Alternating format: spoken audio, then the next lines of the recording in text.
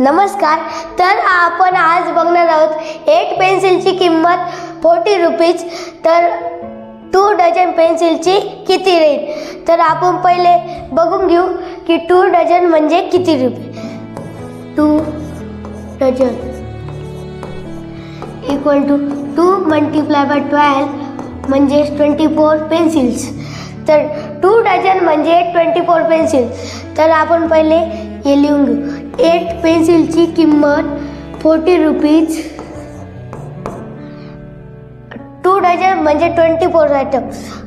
24 लिहू आणि 24ची किंमत आपल्याला माहिती आहे का? नाही ना. तर मग तिथे एक्स लिहायचं. तर मग आता याचे काय करायचं? Cross multiplication. तर क्रॉस मल्टिप्लिकेशन केली तर x multiply by 8 equal to 24 multiply by 40. तर इकडं मल्टिप्लिकेशन आहे तिकडून डिवाइड होईल. तर x equal to 24 multiply by 40 upon 8. 8 1चा 8 5चा. तर 24 मल्टिप्लाय बाय 5 इक्वल टू 120.